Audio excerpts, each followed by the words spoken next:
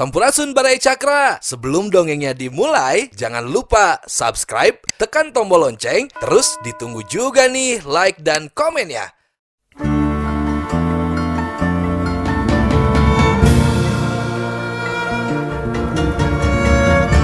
Baraya Cakra, parantos waktosna 80,5 FM Radio Cakra, midangkeun dongeng Sunda Dora-Dori.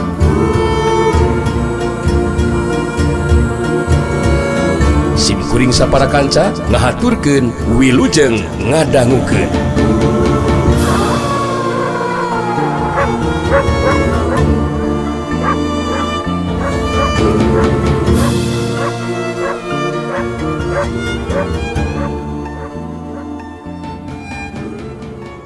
Singgung ngadenge carita anak Ki Sangkal Bulung. Netep seukeut ka Ki Sangkal Bulung betos nyarita. Andika teu kudu pipiliun kana urusan batur Ki Sangkal Bulung. Tindakan anu bakal dilakukan ku kuring mangrupa tanggung jawab pribadi kuring. Ngeunaan mampu jeung henteuna kuring ngabinasakeun Nang Bule, geus pasti ku si Dewi Kayang bakal dibuktikan tepikeun ka mana ajen pangartina Nang Bule. Jadi Andika teu boga hak nitah kuring indi ti dieu Ki Sangkal Bulung. Puguh we. Ki Sangkal Bulung jadi malika singgung ningali sikap jeung ngadenge caritaan Dewi Kayang si heulang bayangan, sedengkeun Nang Bule harita ngadenge deui sora sirawing anu jadi akina.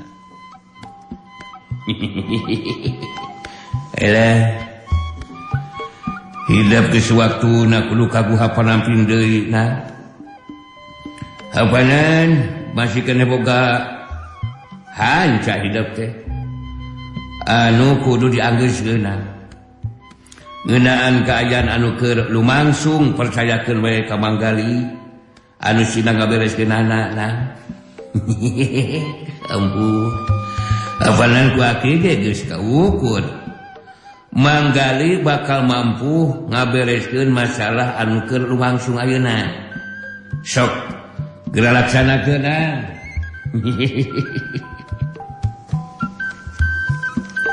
Ngadenge carita anti sirawing anu jadi akina. Nang Bule terus nyarita ka Manggali anu merhatikeun Dewi Kayang jeung Ki Sangkal Bulung keur paloba-loba carita. Si Aki Rawi ngabejaan ka aing bieu teh mah. Aing teh kudu gancang balik deui cenah ka jero guha panamping mang. Ngeunaan kaayaan anu keur lumangsung di dieu mah pasrahkeun we cenah ka maneh. Mang euy kitu ceuk pun Aki teh. Sabab ceuk Aki Rawing mah maneh bakal bisa ngabereskeun masalah eta anu keur disinghareupeun dina waktu ieu. Kumaha sanggup henteu Mang? Tidak we si Emang teh sanggup penyawangnya. Ahai. Yang namanya Aki Rawing sudah mengomong seperti begindang, menjadikan jelas harus digugu atunang ya. Sedangkan keadaan yang sedang berlangsung sekarang akan Mang bereskeunang. Ya. Hasok sekarang mah Nang Bule alokuh indit sok geura indit. Mang sedang membandungan Dewi Kayang dan Ki Sangkal Bulung yang sedang adu omong. Pokoknya mah Nang, Mang ready. Ahai, sanggup Nang. Nang Bule ngan sacerat geus asup ka jero sumur legok panamping. Initna Nang Bule teu kanyahoan ku Dewi Kayang anu keur paloba-loba carita jeung Ki Sangkal Bulung. Sedengkeun Dewi Kayang si heulang bayangan harita netep seukeut ka Ki Sangkal Bulung dina sikapna anu tanos terus nyarita ka Ki Sangkal Bulung. Ki Sangkal Bulung, mun kitu mah Andika rek kahalangan kana karep pamasudan kuring. Padahal anu keur jeung bakal dilakukeun ku kuring eta lain masalahna Andika. Malah jadi tanggung jawab kuring anu sapinuhna Ki Sangkal Bulung. Leuwih hade Andika ini tinggal ke ieu patempatan. Mun kekeh rek pipiruan kana ieu urusan, si Dewi Kayang bakal ngalakukeun tindakan ka Andika. ningali sikap jeung ngadenge caritaan Dewi Kayang bangun anu nangtang ijen jajaten ka dirina. Harita Ki Sangkawulung minta bantuan Mbah Ragahejo anu jadi lanceukna sangkan ngagondeng Andaru terus sina diajakan mundur ka tempat anu da anggang. Mbah Ragahejo anu keur nyandangan tatu di jero saat masih ngerasakan kan nyeri geus colobat carita harita ngagugu karena carita anu jadi adina. Ki Sangkawulung anu geus ngarasa ngurangan rasa kan nyerina harita nyarita di ka Dewi Kayang si Helang Bayangan. Ya Dewi Kayang, si laing memang jabara wanita anu keur makalangan di dunia kajabaraan. Tapi sikap jeung caitaan si laing geus teu ngahargaan ka dewek sia. Si laing teu boga hak nitah dewek kudu ninggalkeun ipat-tempatan. Anu boga hak nitah init ka dewek mah nang bule jeung si jawara idaman deuleu. Anu matak Ki Sangkawulung teu kebat nyaritana. Kabar ditempas ku Dewi Kara. Kuring jelas boga hak ngusir ka jalma anu rek ngahalangan kana kala pamaksudan kuring Ki Sangkawulung. Mun andika teu gancang indit teu ieu patepatan ulah kaduhung mun si Dewi Kayang bakal ngalakukeun tindakan ka jalma anu rek ngahalangan kana karep pamaksudan kuring. Ningali kana eta kaayaan. Manggali si jawara idaman harita nyobaan jadi panengah, harita terus nyarita. Ahai, stop. Nanti lanan. Jangan dulu parebut catur yang tidak pugu atuh bro. Sedangkan merebutkan apa ini teh ya? Merebutkan paisan kosong atau apa nih? Yang jelas kamu berdua pada mau benar sorangan. Masing-masing tidak bisa mengendalikan perasaan dan omongan. Menyengharepan masalah mah.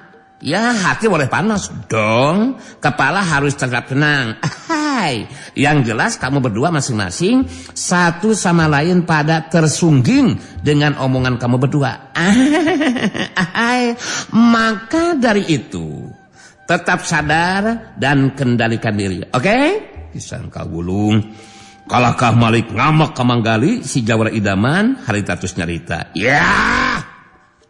Si laing montong milu nimrong sagali koplok. Teu kudu make jeung hayang jadi pendengar sagarupa seteh. Jawara idaman kurang saeunan seteh. Mangkoluk belagu ka si laing geus teu kudu milu ngatur galisah. Anu jelas sameme dewek ini tinggal ke di patebatan, dewek kudu merepang warah kasih Dewi Kayang anu geus teu ngahargaan ka dewek salaku jago kolot anu umurna saluhureun sarta geus asak pangalaman leuwih lila dina mangsana makalangan dunya kajawaran. Anu matak si laing cicing gali aya yang salamet sia disicake ku aing. Badungan we kejadian urek lumangsung seteh. Hati badagong. Lantaran ningali nang bule geus eueuh di tempatna. Harita caritaan Ki Sangkawulung kawilang kasar nitah Manggali teu kudu loba non, teu kudu coba-coba jadi penengah sagarupa. Dewi Kayang si Helang Bayangan jadi terus ngabela ka Manggali. Harita terus nyarita deui ka Ki Sangkawulung. Jalma seperti Andika kaasup jalma anu pinter kodek hayang menang sorangan Ki Sangkawulung. Ari kabatur nyebutkeun ngarasa kasinggung ku sikap jeung caritanana. Tapi sikap jeung caritaan diri sorangan anu ditujukan ka si jawara idaman geus jelas nyinggung kana perasaanana. Teu pantes Andika kawas lain kolot nyarita saperti kitu. Kasih jawara idaman Sangkawulung. Ki Sangkawulung geus teu bisa nahan deui diri harita muralang ka Dewi Kayang betus nyarita. Ya. Si laing kalakang ngabela si gali si koplok. Si laing bener-bener kurang ajar Dewi Kayang. Wani-waninya sampai kawas kitu ka dewek sia. Mun bener si laing boga kemampuan, hasok buktikeun tarung jeung dewek sia. Dewi Kayang si berewek yang lain. Kisangkal Wulung harita langsung nangtang tarung ka Dewi Kayang jawara wanita nu dianggap kurang ajar geus sakuduna ditindak ku dirina. Dewi Kayang si heulang bayangan nyelang ngareret heula ka Manggali jawara idaman baitus nyarita. Kang Gali, jawara idaman, jalma seperti Kisangkal Wulung itu bisa diantapkan Kang. Bentaran Dewi Manise. Tenang dong ya. Barusan bilang kan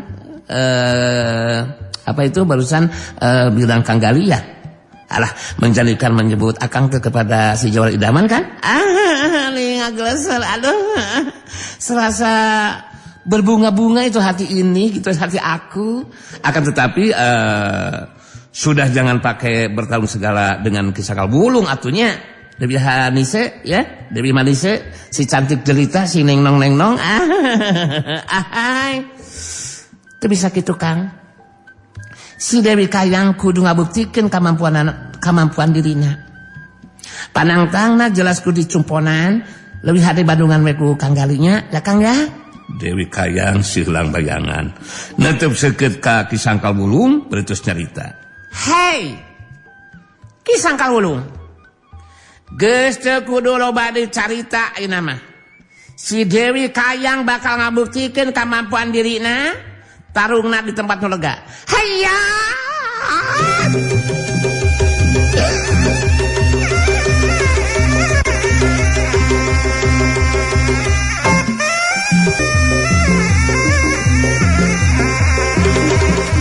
Dewi Kayang ngajoelat mulu ka tempat anu lega. Dituturkeun ku joelatna cirim Kisangkal Wulung. Dua jirim adu hareupan Kisangkal Wulung bisa ngarti Dewi Kayang si heulang bayangan jawara wanita anu teu bisa dianggap enteng ilmu silatna. Anu matak langsung harita masak pedangna saega diri pikeun ngagunakeun jurus pedang kalabang ireng. Dina ngayona nu jadi lawanna harita Dewi Kayang teu ngagunakeun senjatana. Mancuh dina tangtunganana betus nyaritakeun jilawan. Pikeun ngayonan lawan seperti Andika. Hei. Naon? Dewi siap. Komo kuring. Keur si Dewi Kayang muarek ngagunakeun senjata. Sanajan pedang Andika ngagurirap pada seukeut, tapi sabetan eta pedang cantang tuh bakal aya anu bisa benang kan anggota badan kuring. Sok buktikeun jurus pedang Andika Kisangkal Wulung. Kisangkal Wulung kahudang deui amarahna. Harita manjuna rajang bari ngagero. Urang ajar sia. Rasakeun jurus pedang kalabang ireng. Hea!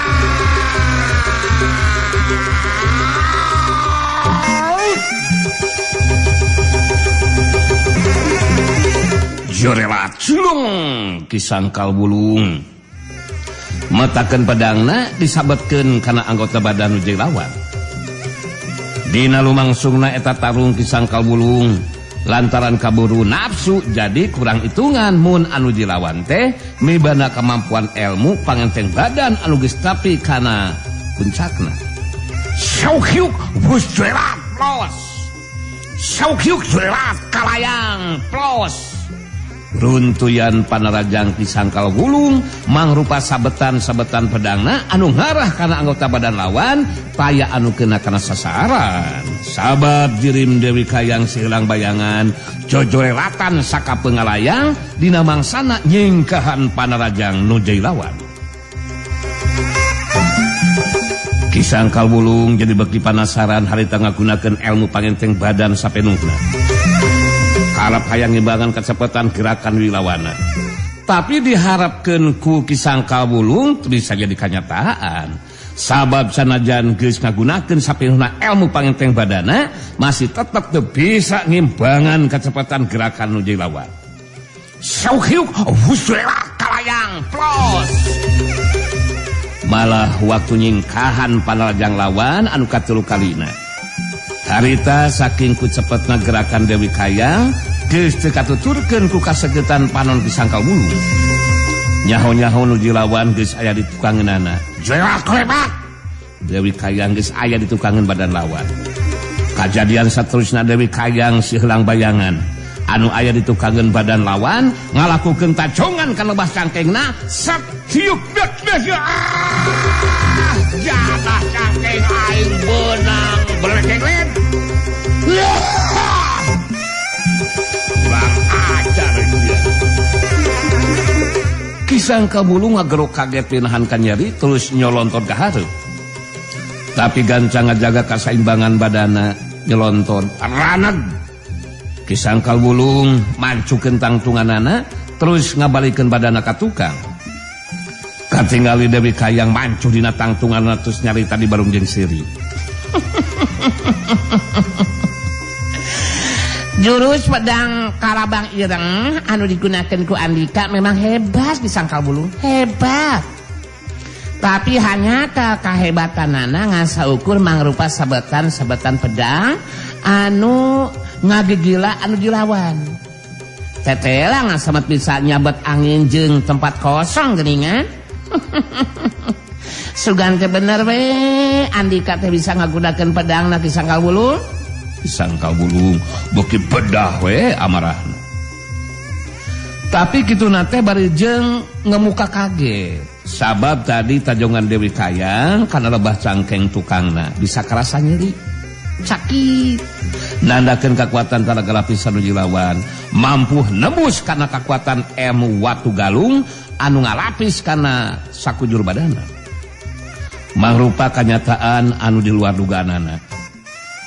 Kisang Kabulung langsung nangtukeun sikapna pikeun ngagunakeun kakuatan ilmu mantra langkara dina neruskeun taruna. Tata gerak panarajang nuju lawan bakal kapangaruhan ku kakuatan eta ilmu. Ku cara kitu mangka sabetan pedangna bakal bisa keuna kana anggota badan anu dilawan. Kitu ceuk pamikirna Kisang Kabulung dina waktu harita. Yeah! Dewi Kayang si laing montong wakaboga anggapan geus meunang angin peda geus bisa ngasupkeun panajang. Tarung masih kene lumangsung siap brewek nyengled.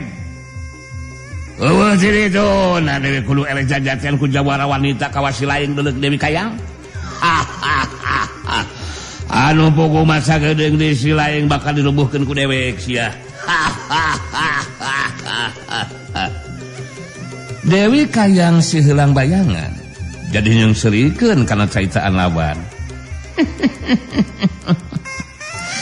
Eta caritaan Andika jadi eueuh hartina mun tacan jadi kanyataan gitu Kisang Kabulung. Sakumaha anu kabandungan ku Andika ilmu pangenteng badan si Dewi Kayangan leuwih punjut tibatan nu jadi lawan. Hanu matak ulah ngasaukur ngomong wungkul buktikeun ku Andika. Mun bener bakal mampu mangarubuhkeun anu dilawan sok ditunggu ku kuring sok. Kisang Kabulung maju narajang beli ngagero. Cadas ya montong loba bacot kurang teruskeun sakalungna Dewi Kayang kadah kakuatan ilmu dewek mantra langkara.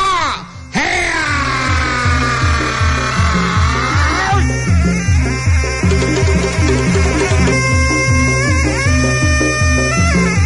Jurelat julung Kisang Kabulung dina ngalakukeun panarajangna. Harita ngagunakeun kakuatan ilmu mantra langkara dibarengan ku jurus pedang Kalawang Ireng anu leuwih ampuh ngajadikeun panarajangna jadi leuwih garang. Orokai sanajan panajang Kisang Kabulung jadi leuwih garang tetep teu bisa ngarobah kana kayaan sabab ciri melawan lingas nakeran jojorelatanana. Saukyuk hus jerat plos. Saukyuk hus kalayang plos. Dewi Kayang si heulang bayangan sakapeungalayang mangsa nyingkahan sababaraha kali sabetan pedang nu jadi lawan. Terus-terusan narajang bari taya anu kena anggota badan lawan jadi mangaruhan oge kana kacepetan panarajangna Kisang Kabulung. Eta kayaan bisa kabaca ku Dewi Kayang si heulang bayangan.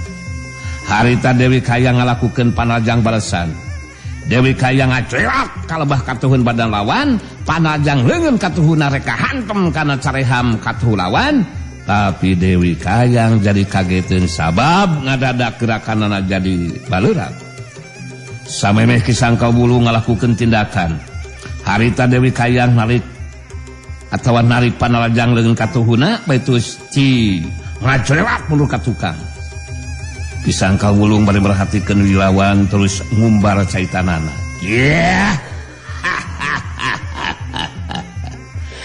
Si Laing untung masih kena bisa narik Panarajang terus mundur Dewi Kayang. Mun teu gancang narik Panarajang bisa dipasikeun sabetan pedang dewek bakal keuna deuleu kana dada si Laing.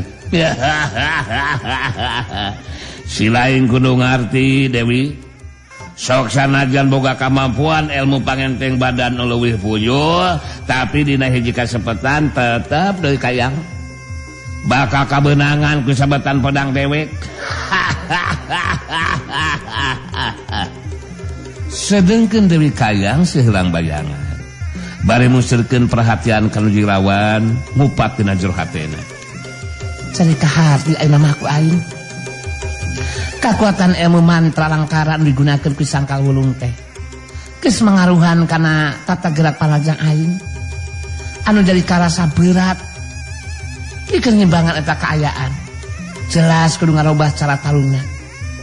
Keahlian aing dina ngagunakeun senjata rahasia bakal jadi ancaman pikeun lawan. Mangrupa Panarajang anu bisa dilakukeun tina jarak jauh. Pasina oge mal bisa kapangaruhan ku kakuatan ilmu mantra langkara. Harita Dewi Kayang nangtukeun sikapna pikeun ngarobah cara tarungna. Keahlian ngagunakeun senjata rahasiana bakal jadi ancaman pikeun lawan. Sabab bisa dilakukeun dina jarak anu anggang. Dina ngagunakeun senjata rahasiana Dewi Kayang siheulang bayangan boga jurus anu khusus nu disebut jurus tarik balik. Senjata rahasiana bisa ditarik deui mun geus kena kana sasaran atawa mun bisa disingkahan kitu di mun ditakis ku senjata nu jadi lawan. Kisangkal Wulung bari musirkeun perhatian ka lawan harita sagadi diri tikeun neruskeun tarungna. Dibarengan ku kayakinan bakal mampu hungkulan nuju lawan. Sabab tadi geus kabandungan tata gerak Panarajang Dewi Kayang kapangaruhan ku kakuatan ilmu mantra langkara. Kisangkal Wulung netep seukeut ka nuju lawan benyarita. Si Laing kudu ngarti Dewi Kayang. Sanajan kacepetan gerakan si Laing masih aya atau bisa nyingkahan. Bisa nyingkahan sabetan pedang dewek, tapi sakedeung deui si Laing kudu ngaku kana kaunggulan nu jalawan deui Dewi Kayang. Beuteul itu najaga kolot seperti dewek. Kudu eleh jajaten ku jawara wanita anu cacan hila makalangan. Kelanan. Dewi Kayang si heulang bayangan harita mares carita anu dilawan. Geus teu kudu loba carita Kisangkal Wulung. Mun bener Andika mampu ngungkulan acen pangakti nuju lawan. Coba buktikeun cekuring oge. Ulang ngasaukeun bacot hungkul. Ari saukur ngomong mah budak leutik oge begugeun sia Kisangkal Wulung. Anu jelas sepikeun ka ayeuna sabetan pedang Andika tacan anu bisa kena sakali-kali acan kana anggota badan lawan. Teh kumaha disebut jagona. Ari kalakuan kitu mah Kisangkal Wulung maju narajang bari ngagoro. Kurang ajar sia. Rasakeun kurang ajar. Ayeuna ku dewek bakal dibuktikeun. Rasakeun sia Dewi Kayang.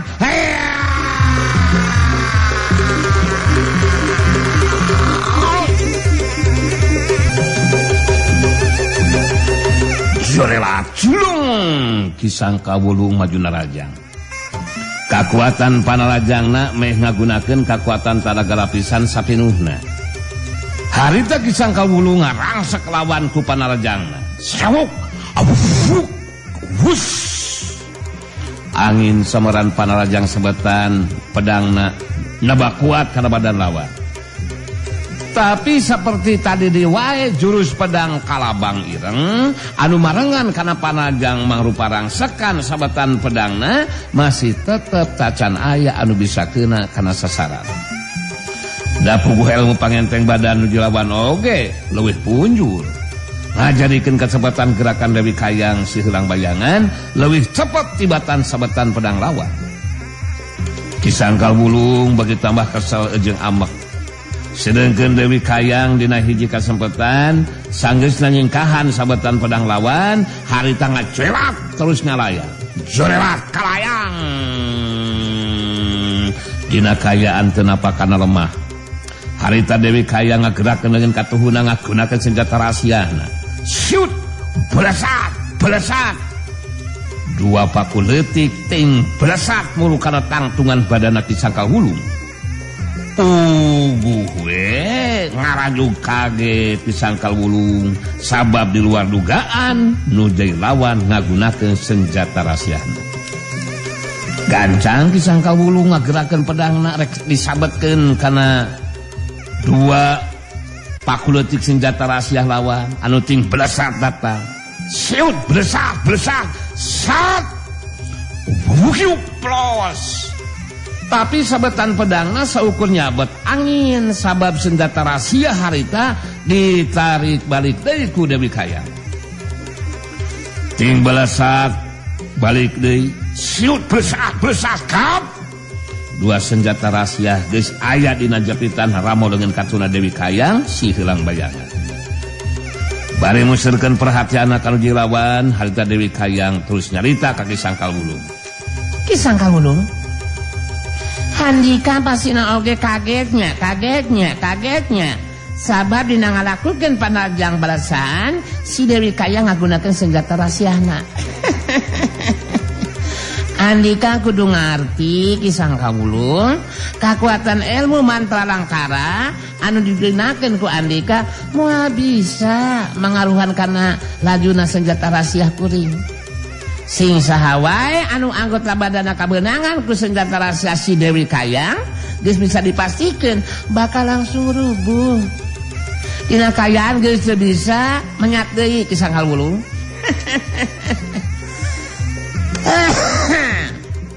Kisangkal Wulung kreung bari ngahulang terus ngomong dina jero haten. Aduh. Men bamander oge cacan si Dewi Kayang. Senjata rahasia nu digunakeun ku manehna moal bisa kapangaruhan ku kakuatan ilmu mantra langkara. Da puguh dilakukeun dina jarak anu anggap. Aduh, jadi bingung oge ka aingna ieu mah yeuh. Aduh, kumaha carana ngungkulan nu jilawan maomoh alakan anu nu teh lilis. Dulungan ya kuring dulungan ya. Keur mangih karalapat ya. Anu ilmu pangenteng badan leuwih punjul sarta ahli ngagunakeun senjata rahasia. Aduh. Edan. Jadi bingung mikiranna ieu teh ieu. Cadah teh Kisangkal Wulung jadi terus mikiran cara pikeun ngungkulan nu jadi lawan. Ningali Kisangkal Wulung masih kene ngahuleung. Harita manggali nyarita semua anu ngagero ditujukeun ka Kisangkal Wulung. Wey! Kisangkal Wulung, woi. Sudah saja pertarungannya. Aduh. Apa yang sedang dilakukan sama Diko menjadikan sama dengan merebutkan paisan kosong. Itu teh. Masing-masing harus bisa mengendalikan diri, bro. Jangan sampai salah seorang nanti ada yang menjadi kobran gitu teh. Kan nggak ada manfaatnya, bro. Kisangkal Wulung, karena lebih tua, ya sebaiknya Kisangkal Wulung karena lebih tua, lebih kolot, ya sebaiknya mengelehkan untuk menang sajalah. Jangan dilanjutkan. Meni segera meninggalkan ini tempat, keadaan akan menjadikan aman. Jangan sampai menimbulkan pica capekeunnya lah, ya. Jangan menjadikan tipe porose demi anu teu aya manfaatna, ya. Jangan diteruskan tarungnya dong. Kisangkal Wulung ngaret kalabah manggali si Jawara idaman. murah lengamak betus nyarita. Si lain montong milu ngatur cek dewek oge Jawara idaman koplok. Si lain cukup ka Bandungan karena kejadian nu kerumangsung dina poe ieu sia. Urusan dewek jeung si Dewi Kayang lain urusan si lain kali. Sagedeung deui tarung bakal lakasan. Dewek bakal mampu ngungkulan acen pangatila si Dewi Kayang. Magas si lain cicing sia. Teu kudu pitiluan kana urusan dewek. Dewi Kayang netep seukeut kanu jadi lawan terus nyarita. Andika sakuduna teu kudu ambak kasih Jawara idaman disangka Wulung. Bagi Katara ayeuna sikap jeung caitan Andika mangrupa gambaran kapribadian Andika anu goreng patut disangka Wulung. Sakuduna mah Andika ngarti salah bisa narima kana caitan si Jawara idaman. Sangkan Andika ini ninggalkeun ieu patempatan. Disangka Wulung masih keneh ngarasa penasaran. Harita saged diri pikeun neruskeun tarungna. Bari ngabangun pasangan nyarita ka Dewi Kayang. Si lain montong loba carita Dewi Kayang. Dewek muarek ngeureunkeun ieu tarung. Sata ini tinggalkeun ieu patempatan. Lamun tacan neule si lain roboh sarta teu mampu neruskeun di tarung. Aluhadak si lain saged diri Dewi Kayang. Dewi Kayang males caritaan dilawan. Caritaan Andika malah bisa jadi kenyataan disangka Wulung. Anu puguh mah diri Andika anu bakal dirubuhkeun ku si Dewi Kayang. Sarta sabab Andika bakal kabenangan ku senjata rahasia nu dilawan. Si lain montong ngimpi si Dewi bakal mampu halubuhkeun dewek. Kamana karab sia ngomong teh. Eueuh jadi itu na dewek kudu eleh ku berwek nyenglen. Jawara wanita anu tacan heula makalangan dunya kajawaraan. Rasakeun sa Dewi panajang dewek ye. Heya.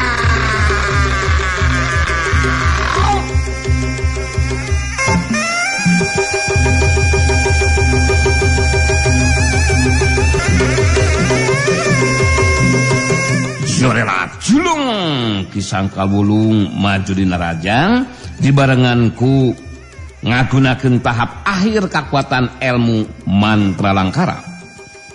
Jeung kakuatan talaga lapisan sapinuhna. Marangan kana panajangna ngagunakeun jurus-jurus pedang kalabang ireng anu pamungkas. Sedengkeun Manggali bari merhatikeun ka tempat lumangsungna tarung. Harita jadi ngakereneng deui saulah-ulah keur ngobrol jeung Rama Pamungkas. Aduh, menjadikan harus bagaimana ini teh Rama untuk membereskan keadaan yang sedang berlangsung. Gali mengusulkan agar ya di pasantren bekal tambahan sama Rama ya. Isin ku Mang Ocen di pasantren. Kalau kalah ya mah. Aduh, ya sebab untuk memisahkan yang sedang bertarung Rama sudah jelas Gali harus apa itu menggaduhan kemampuan yang lebih unggul Rama dari Kisangka Wulung dan Dewi Kayang. Betul aslina Rama ya. Demikian agar menjadikan bahan pertimbangan bagi Rama saja ya. Nu diusulkeun ku Manggali kahartos. Kalayan tiasa katampi ku Rama Manggali. Mohon Rama ge terang Manggali mah teu kagungan tekad bade nandasa kasasama. Mangga ku Rama ditambihan bekalna. Luju sareng diharapkeun ku Manggali. Sanggeusna Rama Pamungkas teu kadenge deui sorana. Harita karasa ku Manggali aya geteran anu ngarambah kana sakujur badana. Manggali bisa ngarti Rama Pamungkas geus nambahan bekal ke dirina. Mangrupa kemampuan jeung kakuatan sakumaha anu diharapkeun ku Manggali. Kaayaan Manggali jadi beuki nambahan rasa percaya dirina. Kari tinggal nungguan waktu anu hade pikeun ngalakukeun tindakan misahkeun anu keur tarung antara Dewi Kayang jeung Ki Sangkal Wulung. Anu tangtung oge teu bisa ngalakukeun tindakan anu samarangan. Sedengkeun anu keur tarung harita kayaan Ki Sangkal Wulung bangun anu kawalahan.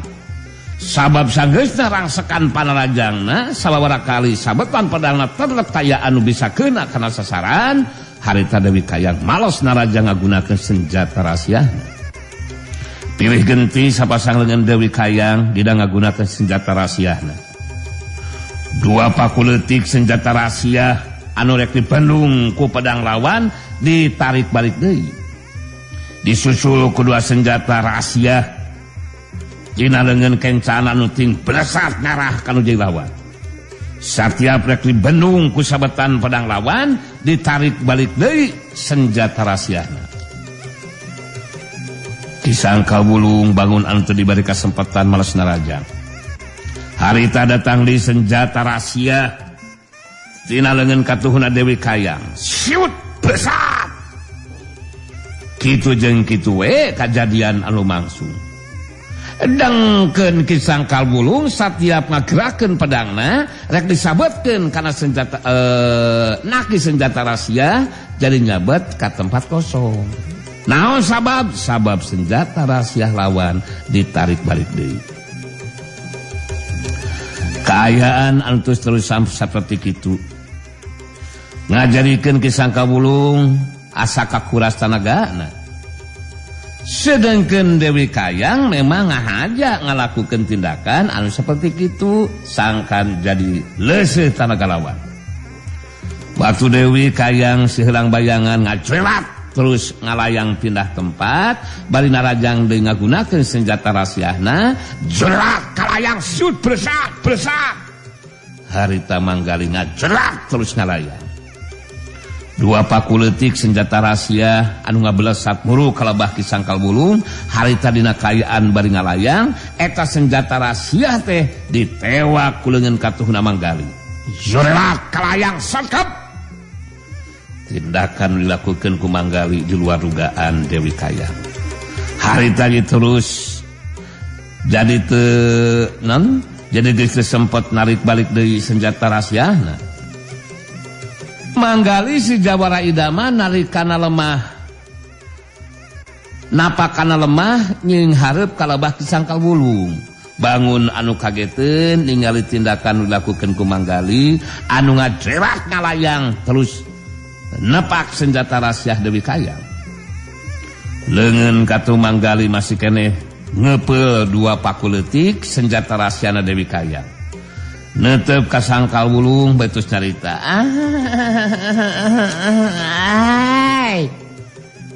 Harap Ki Sangkal Wulung tidak menjadikan kaget ya meningali si Jawara Idaman melakukan tindakan. Dari tadi kan sudah diomongkan untuk mengerenkan tarung ini. Sebab aku tidak mengharap kalau sampai dalam pertarungan ini ada yang menjadi kobaran. Pada gong itu teh.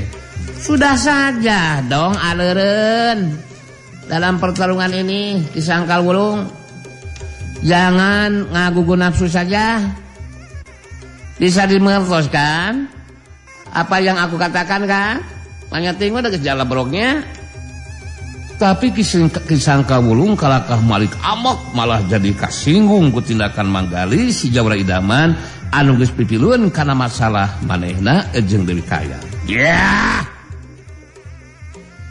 Si laing kalakah maksakeun diri keukeuh hayang jadi penengah ieu kaayaan sagali surali si Jawara goblok. Si goreng sopak. Rek misakeun anu ketarung sagalupa. Pipiluan karena masalah dewek jeung si Dewi Kayang sah. Bukan begitu bro. Tenang dulu dong. Aku sudah katakan jangan hanya menggugu nafsu saja. Ingat, nafsu yang mata kaduhung, amarah menjadikan mata kanyakal. Akhirnya kan